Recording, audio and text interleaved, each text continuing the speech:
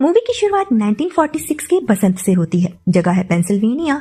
हम मूवी के मेन नायक इवान को देखते हैं, जो कि एक अमेरिकी सोल्जर है और वर्ल्ड वॉर 2 के वक्त उसे जापानी सोल्जर्स ने बंदी बना लिया था और अब वो जापानीज जेल से छूटकर वापस आ चुका है। उसका पिता, जो कि एक किसान है, उससे वॉर के बारे में पूछ रहे थे कि वो उस जापानी प्रिजन कैंप से भागा क्यों नहीं और क्या उन जापानीज ने उसके साथ बुरा सलूक किया। इवान इसका कोई जवाब नहीं देता। जाहिर है उसे वहां काफी टॉर्चर किया गया था। उसके पिता कहते हैं कि उन्होंने उसकी पुरानी बाइक संभाल कर रखी है। इवान उस बाइक से मारिया के घर आता है, जो उसका बचपन का प्यार था, लेकिन मारिया घर पर नहीं होती। उसका इंतजार करते करते रात हो गई। मारिया वापस तो आती है, लेकिन अपने बॉयफ्रेंड एल के साथ। एल एक कैप्टन है। उन्हें देखकर इवान वहीं छिप गया। एल मारिया के साथ रोमांस कर रहा था।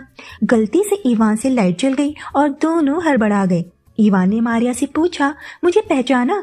मारिया बहुत खुश हुई इवान को देखकर। वो उसे एल से मिलवाती है। उसे यकीन नहीं होता कि इवान वापस आ गया है। वो एल से बताती है कि बचपन में उसने इवान के साथ काफी अच्छा टाइम स्पेंड किया था। वो उसका बचपन का दोस्त है। इवान उनसे मिलकर वापस घर आ जाता है। उसके पिता पूछते हैं कि क्या वो मारिया से मिला। इवान बताता है हाँ, और अब उसका एक बॉयफ्रेंड है जो उससे हर मायने में बेहतर था। उसके पिता को भी यही लगता है कि मारिया इवान की पहुंच से काफी दूर है। इवान उसके लायक नहीं। इवान के पिता को मारिया की मां पर क्रश था और उन्हें उसकी मां की आंखें काफी पसंद थी। तभी वहां एक चुलबुली औरत मिसेस विंक आती है, जो कि एक वेश्या है। इवान के आने की वजह से वो काफी खुश थी। वो इवान को अपने साथ अपने घर ले गई और एक्साइटमेंट कंट्रोल नहीं कर पाई। इवान मिसेस विंक के साथ उन्हीं के घर पर इंटीमेट हुआ। बाद में उसने मिसेस विंक के साथ अपने एक्सपीरियंसेस शेयर किए, जो उसे जापानीज कैंप में हुए थे। वहां किस तरह उन्हें टॉर्चर किया गया और उन टॉर्चर्स की वजह से इवान काफी ट्रॉमा में था। इवान बताता है कि वहां रहते हुए भी वो दिन रात बस मारिया के बारे में ही सोचता रहता था। मारिया के सपनों ने ही उसे अब तक जिंदा रखा। अगले दिन इवान के पास आने की खुशी में सारा गांव जश्न मना रहा था। इवान उन सबके लिए एक वॉर हीरो है, जिसके बाद वो सब बार में जश्न मनाते हैं। इवान मिसेस विंक के साथ नाच रहा है। मारिया भी एल को उसके साथ डांस करने को कहती है, लेकिन एल मारिया की बेस्ट फ्रेंड रोजी को अपनी बहादुरी के छोटे किस्से सुनाने में बिजी था। और जब रोजी ने एल को डांस के लिए पूछा, एल उसके साथ डांस करने चला गया। मारिया को ये अच्छा नहीं लगा। इवान मौका पाकर उसके पास आया और बातें करने लगा। मारिया उसे कहीं बाहर चलने को कहती है। इवान उसे उनकी बचपन की फेवरेट जगह लेकर आया। वहां उसने मारिया के लिए एक डिब्बी के अंदर इयररिंग छिपा कर रखी थी, जो वो वॉर में जाने से पहले उसे देना चाहता था। उन इयररिंग्स को पहनने के बाद मारिया उसे वापस चलने को कहती है और जब वो वापस लौटी, एल उसके घर के बाहर उसका वेट कर रहा था। वो रात भर वहीं था। मारिया रात भर इवान के साथ थी, जिस वजह से एल उस पर चिल्लाने लगा। उसे शक था कि मारिया और इवान के बीच कुछ हुआ है। एल मारिया से कहता है कि वो शादी कर रहे हैं। मारिया से पूछती है कि क्या मैं तुम्हारे साथ एंगेज्ड हूँ। एल कहता है नहीं, लेकिन क्या तुम मुझे शादी के लिए मना कर रही हो।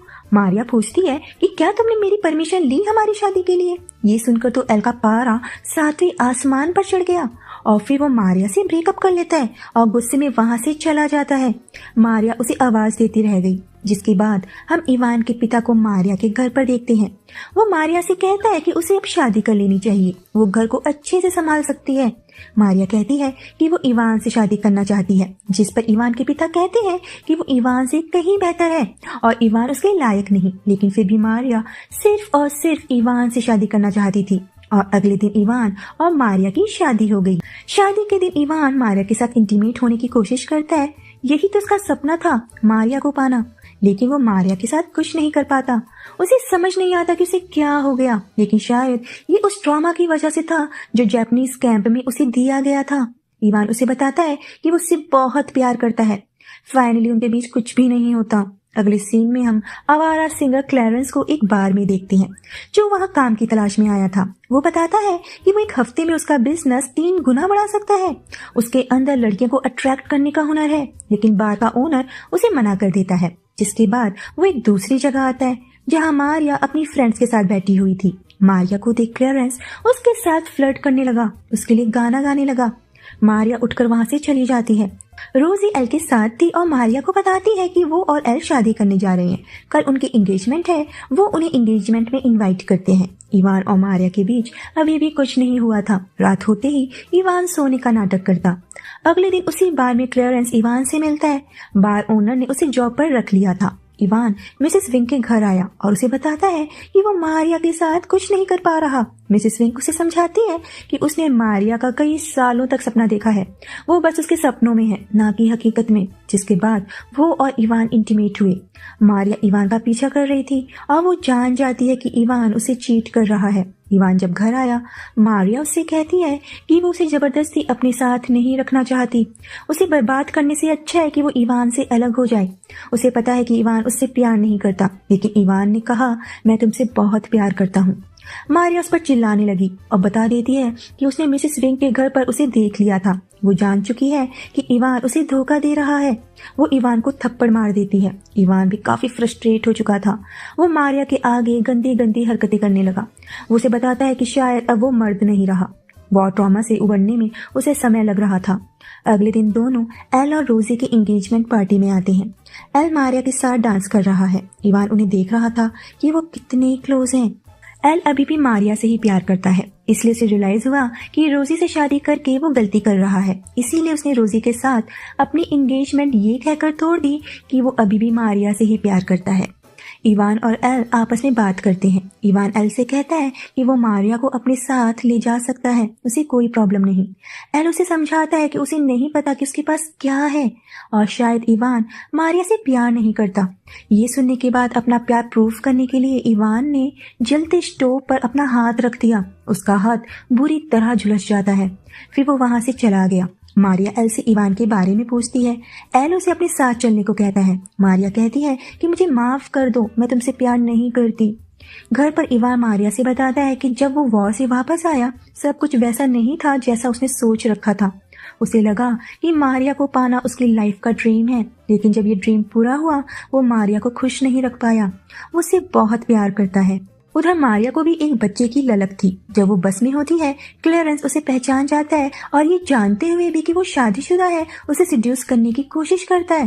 लेकिन मारिया बस से उतर जाती है। वो सिर्फ इवान से प्यार करती थी, ऐसे कैसे वो किसी के भी साथ शुरू हो जाए। लेकिन उसकी भी कुछ इच्छाएं थी। इवान ये महसूस करते हुए उस शहर को छोड़ देता है कि वो मारिया को कभी खुश नहीं कर पाएगा।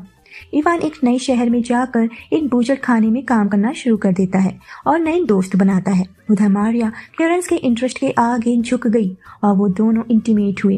क्लेरेंस को पता चला कि मारिया अभी तक कुंवारी थी। एक शादीशुदा और खूबसूरत लड़की के लिए सब काफी अजीब था। क्लेरेंस चाहता था कि वो उसके साथ चले, लेकिन मारिया उससे कुछ नहीं चाहती और उसने क्लेरेंस को घर से निकाल दिया। कई महीनों बाद हम मारिया को देखते हैं। वो प्रेग्नेंट है और इवान को ढूंढते हुए उस जगह पहुंच जाती है। इवान को उसकी प्रेगनेंसी के बारे में पता चला। मारिया बताती है कि इस बच्चे को एक पिता की जरूरत है और उसके पास कोई नहीं है जो उसकी देखभाल कर सके। इवान पूछता है कि तुम्हारा बॉयफ्रेंड कहाँ है। उसे लगता है कि एल इस बच्चे का पिता है। मारिया कुछ भी नहीं कहती और चाहती है कि इवान वापस घर आ जाए, लेकिन इवान ने मना कर दिया और कहा कि अब वो मारिया से प्यार नहीं करता। उसने मारिया के सपने देखे थे, लेकिन अब वो उन सपनों से बाहर आ चुका है।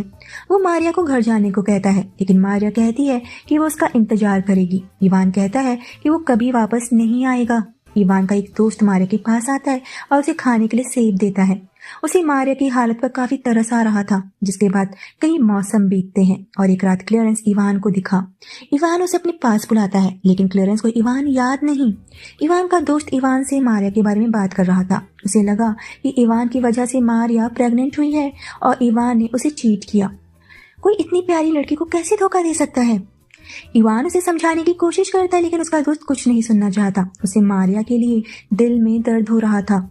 इवान उससे कहता है कि तुम और मारिया एक अच्छे पेयर बनोगे। सब उसका मजाक बनाने लगे। क्लेरेंस जानना चाहता है कि वो किसके बारे में बात कर रहे हैं। एक आदमी क्लेरेंस से कहता है कि एक लड़की इवान से मिलने आई थी और उसे ट्रिक करने की कोशिश कर रही थी। जिसके बाद क्लेरेंस अपने और मारिया के बारे में बताने लगा।